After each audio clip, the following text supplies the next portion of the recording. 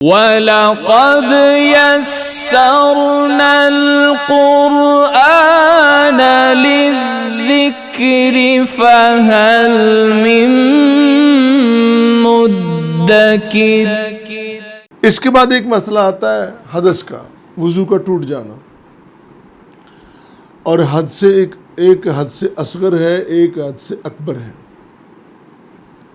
چھوٹا بڑا، اصغر چھوٹا، اکبر بڑا۔ اس کے بارے میں تھوڑی سی عرض کر دوں کہ حد سے اصغر جو ہوتا ہے نا، وہ ہوتا ہے ہوا کا خارج ہو جانا، تو اس کو حدث کہتے ہیں، یا بیت الخلاء میں جانا۔ تو حد سے اکبر جو ہے وہ انسان کا جنبی ہونا، محتلم ہونا کسی بھی صورت میں۔ ان دونوں صورتوں میں وضو، حد سے اصغر میں صرف وضو ہے،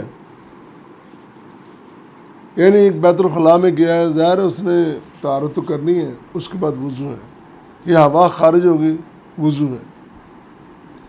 لیکن اگر حد سے اکبر ہے، جنبی ہو گیا، تو پھر اس پہ غسل بھی ہے، اس کو غسل کرنا لازم ہے۔ اور ایک بڑا اہم مسئلہ، امام نے امامت کروائی، نماز پڑھائی، نماز پڑھا لی اس نے، نماز کے بعد اس کو یاد آیا کہ میرا تو وضو ہی نہیں تھا، ایسا ہو جاتا ہے، بات سمجھ آ رہی؟ نماز پڑھا دی، نماز کے بعد یاد آیا کہ میرا تو وضو نہیں تھا، مسئلہ تو ہے، پیش بھی آتے ہیں۔ اس صورت میں دو صورتیں ہیں، دو موقف ہیں۔ ایک موقف یہ ہے کہ امام کی نماز بھی باطل اور مقتدی کی نماز بھی باطل، اور وہ نماز دہرائیں گے۔ دوسرا موقف یہ ہے کہ امام کی نماز باطل ہے، مقتدی کی نماز باطل نہیں ہے۔ اس سلسلے میں جب وضاحت آئی، امام مالک، امام شافعی، امام احمد بن حنبل رحمہ اللہ علیہم، ان تینوں نے کہا کہ صرف امام کی نماز باطل ہوگی، مقتدی کی نہیں، اس نے تو پڑھ لی۔ بس اوقات ایسا بھی ہوتا ہے کہ ایک دن نماز فجر کی یا عشاء کی پڑھ کے چلے گئے، مگر فجر کی پڑھ کے چلے گئے، تو ظاہر جو فجر میں آئے وہ باقی نمازوں میں تو نہیں آتے، تو اگلے دن امام صاحب آتے ہیں تو وہ اعلان کرتے ہیں کہ دیکھو جی کل نماز ایسا ہوا تھا تو آپ سارے نماز دہرا لیں۔ مسائل تو پیش آتے رہتے ہیں۔ ان تین ائمہ نے کہا کہ نماز صرف امام اپنی نماز دہرائے گا اور اعلان کرنے کی بھی ضرورت نہیں۔ اس میں حکمت کیا ہے؟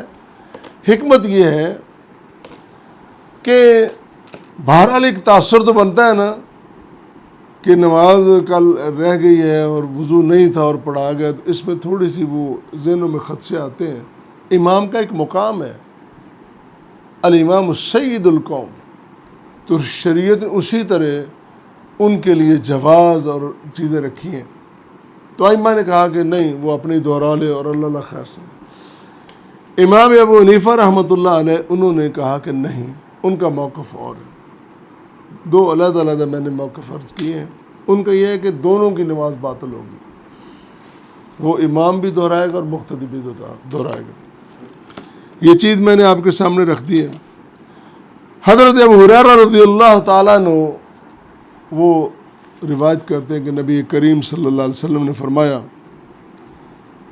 کہ وہ تمہارے لیے نماز پڑھاتا ہے، امام تمہارے لیے نماز پڑھاتا ہے، اگر وہ درست پڑھے تو تمہارے لیے بھی اور اس کے لیے بھی، اور اگر وہ غلطی کرے تو پھر تمہارے لیے تو درست ہے، غلطی اس پر ہے۔